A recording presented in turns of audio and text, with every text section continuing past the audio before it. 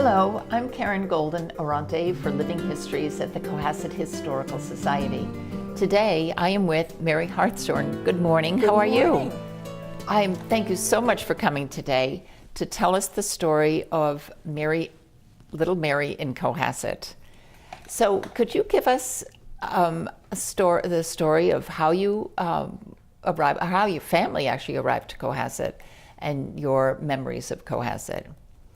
My great-grandfather, Cumner, came to Cohasset in the middle 1800s and bought a big piece of land at the corner of Forest Avenue and Jerusalem Road.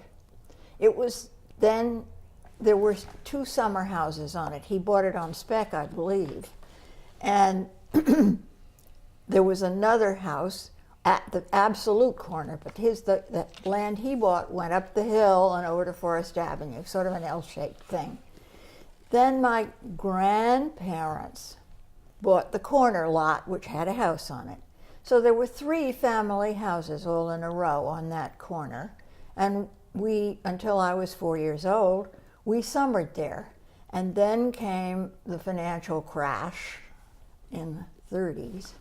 And my grandmother let the gardener who lived in the house on the property up back go and offered the house to my family. My father had also lost his job. So there we were. And we stayed in that house. My mother and father lived in that house until 1970. But I went to school in Cohasset when I was tiny at the Cohasset Country Day School. Over here on South Main Street. Yes. Yes. Yes. And so the Country Day School, you started a kindergarten there. I did. Yeah. Yeah. And then it went through 4th grade. Right. And what are your memories of the Country Day School? I loved it. It was tiny and the little building was tiny. And all the children were good friends. We knew each other from playing in the afternoon with each other. We did plays on a big plank floor that was outside when the weather was nice. We had one nice big apple tree that we could nearly all climb up into once we got to 3rd grade. And it was just a lovely, lovely place run by Mrs. Mays, who lived in the house next door. Excellent. Good memories. So now from Mrs. No, who was, you had your photograph, your portrait painted at that point when you were at that school? Yes. No, wait a minute, I was 10. No, it wasn't while I was at that school. Okay. I had gone to Milton by then. Okay.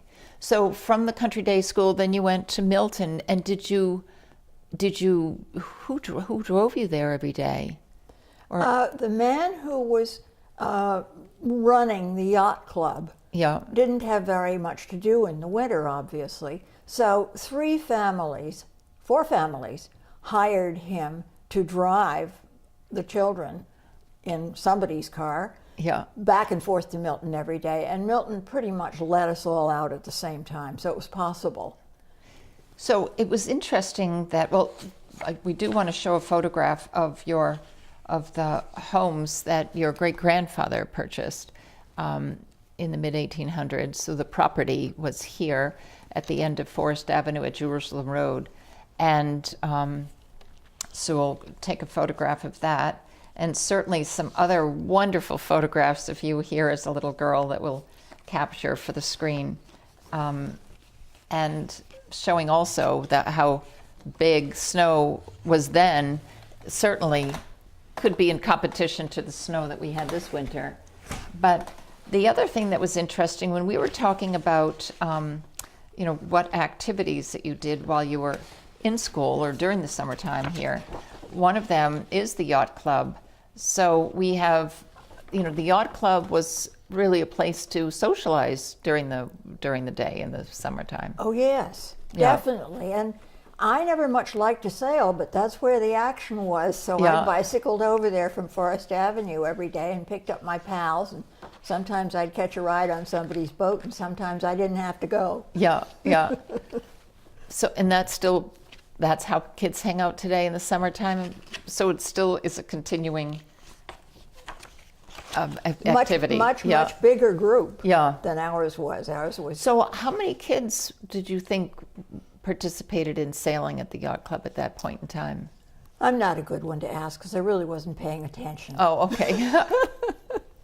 The other fun thing that was at Sandy Beach, you used to ride your bicycle to Sandy Beach as well? Oh, yes. Yeah.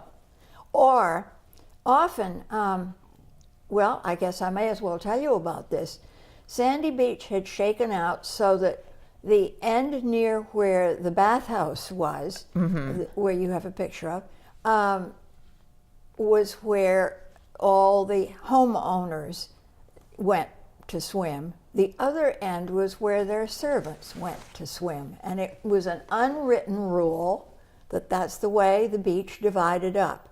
So I often went to the beach with my grandmother's chauffeur and his family, who had children they had children my age. Yeah. And so I was down at the other end of the beach from most of the gang I usually played with. Now, was this considered the other end of the beach? Or was that the bathhouse end? With the little houses, the little beach houses that we used to have at Sandy Beach. Boy, this is the other end. Okay. This is a really old picture. Yeah. So just to show as well, the other end of Sandy Beach they had the little beach houses Yes, that people used to be able to They use parked as well. there and Yeah. use that. Yeah. So anyway, so after Milton, well, actually, you stayed at Milton till only 10th grade, to the 10th grade. I stayed at Milton till the 10th grade. Yes. Right. Yes. And then what did you decide to do? Then I went to boarding school in Virginia, the Madeira School, and Mother took me around to look, and I got to choose which of the 3 or 4 that we'd looked at I wanted to go to, and I liked all of them, but I chose Madeira because it was daffodil season, and the daffodils were planted in the wild around big rocky outcroppings and under the trees in corners, and it was so beautiful. That's why I chose that school. Good choice. Well, but back to the port, because you did a big portrait. You had your portrait done when you were at Milton then. I had it done, and it must have been done in, well, I know what it was. It was when I was 10. I was in 4th grade. It wasn't at Milton. It was back at the country day school. Okay. Because somebody had measles or mumps or one of those, and when everyone did, then we were all put into quarantine, and the school shut down. And Mrs. Reed, who painted my portrait, was one of the teachers of art and other things at the country day school. So she had nothing to do, and she knew I had nothing to do. So she called my mother and asked if she could borrow me for a few days because she wanted to do my portrait. Oh, now Mrs. Reed was very accomplished portrait artist. Yes. Here, and she actually studied. I was reading up about her that she actually studied with Sargent in Boston. I mean, Yes. she was really quite accomplished. And I also read you collected portraits, because she did actually do several portraits of the kids in Cohasset, and you gathered all those photographs, as many as you could, from wherever the country they might be, and had a showing here of Mrs. Reed's portraits at the Historical Society. That was. We did. And you did that I mean, how did you find all those people, or the people that you found? It was lots of fun. Yeah. I found people that I thought I'd lost forever. I just called people who might have known them and said, "Where are they?" Yeah. And we were able to pretty nearly fill this room with portraits. Wow, that's. I was very surprised, but I caught up with all my old friends. It was lovely. Yeah. And that was a while ago. 20 years but ago. They're mostly all gone now. And that's nice just to recognize her talents as well. I mean, she's. Oh, she was very good. Yeah. But she was a natural. Yeah. Now, so after graduating high school, then what did you pursue? I went to junior college. Yeah. Briarcliff Junior College in New York. Mm-hmm. And then and then after you the fun thing is after you graduated college, your dad gave you what I found a picture. Oh, you did? Oh, what fun. I found a picture, but wait a minute. You don't want to see it now anyway. Well, I just want to show everybody, this was a Hillman Minx. Yes. Which was, actually, they were English cars. It was a fun vehicle. So we'll have to. They small, tiny, and mine was black. Yeah. And there I am climbing out of it right there. Oh wow! Yeah. These are fun That's cars. Yeah. So we'll have to take a picture of the Two-door. of the wonderful two-door that you ended up driving into the city, into Boston to work, which was not the highway then. We didn't have the Route 3 to get to the Boston. Way. No. Yeah. So after now at some point after Briarcliff, you were in New York. At which point were you in New York and you decided to go to New York and work there? Well, I went after Briarcliff. I thought I wanted to stay in New York, work in New York. I wasn't qualified to get a job because I wanted to be an interior designer, and I had no training in that. And so I went back to Cohasset to live with my family till I could get a good job in New York. And in the meantime, I worked with an interior designer on Newbury Street in Boston for 3 years. And then I worked at the Payne Furniture Company so I could learn about furnishings. And then I went on, and all the time I was doing that, I was going to New York about every 6 months to check out and see if there were any jobs I could fall into. So after I'd done that, I had suddenly developed, my uncle said, I know the fellow who runs the Parsons School of Design. I'm going to call him and see if he can find you a job. And he did. Nice. At the fanciest, biggest, most beautiful decorating firm in New York at the time. And it's still pretty big. Macmillan is still going. Absolutely. And that started in 1920. And the fact that it's still going strong is really remarkable to show how it's classical established design. It is.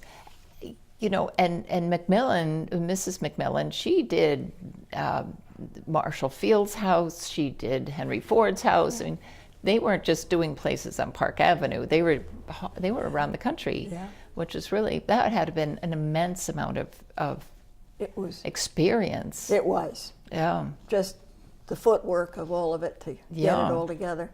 I finally had to leave because the strain was too hard for me. Yeah. Physically and mentally. Yeah. So I worked for an antique dealer for a while on Madison Avenue after that, which was a cushy job. Yeah, but that's nice too, be around the. And so, then how did you, after you finished how did you meet your husband at that point then? A friend of mine who I had traveled with before broke her engagement, and her father said, I'll send both of you to Europe for as long as it takes to get my daughter feeling better about this whole breakup of her possible marriage.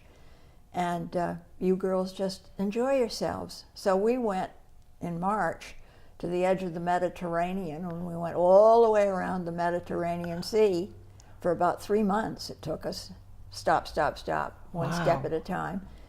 We had such fun. And when we came back, we said, okay, we're just going to find jobs, good jobs, and keep on with that.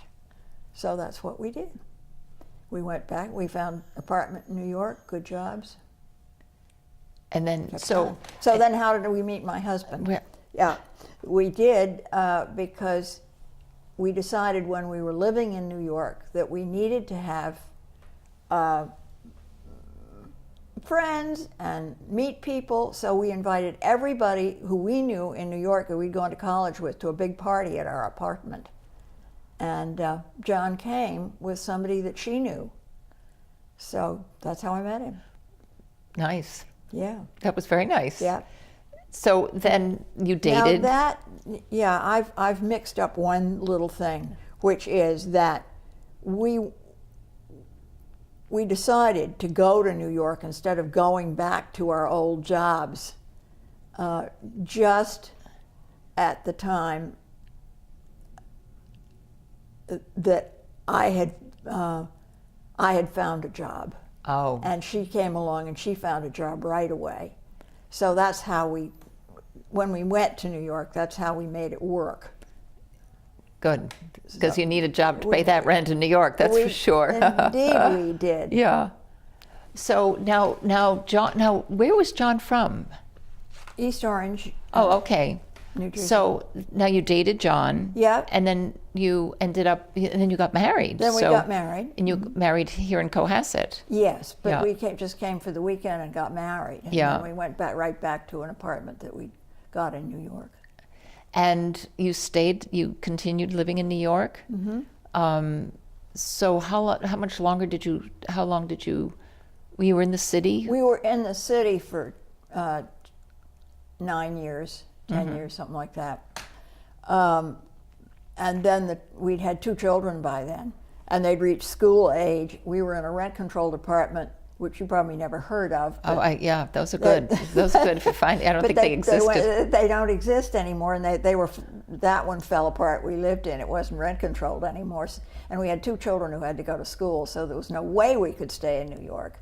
So we looked and we moved to Bronxville, New York, which is a very good place. Short commute for John, and we lived there 1968 until 1989.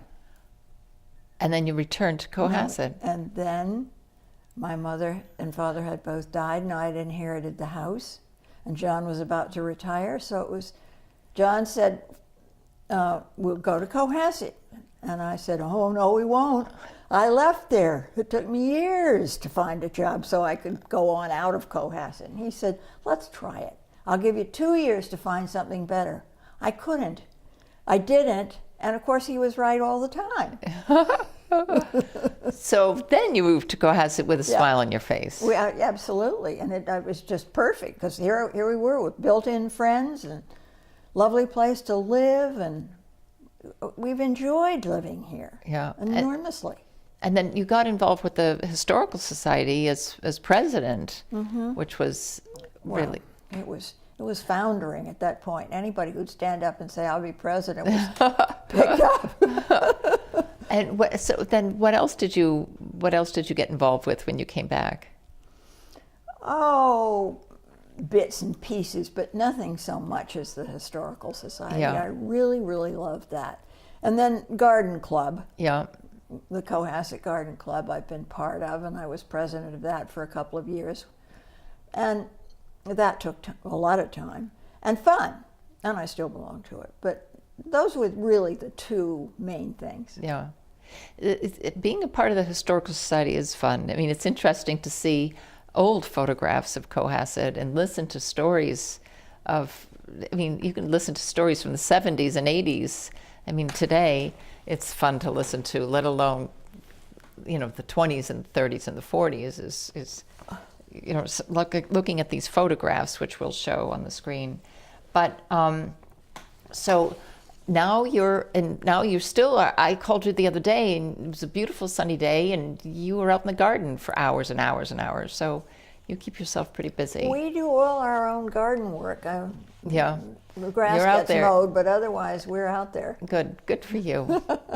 Oh, Mary, I have to tell you, it's been really fun to talk to you about growing up in Cohasset in the 30s, and listening to your story, and certainly going to New York to go to work for a company like Macmillan, which is really a very impressive career to have pursued. But that creative field can be very stressful, for sure. And so I thank you for taking the time to spend with me talking on Living Histories. My pleasure. There's nothing more fun than talking about oneself. Okay. Thank you very much for watching Living Histories. Look forward to see you again soon. Bye-bye.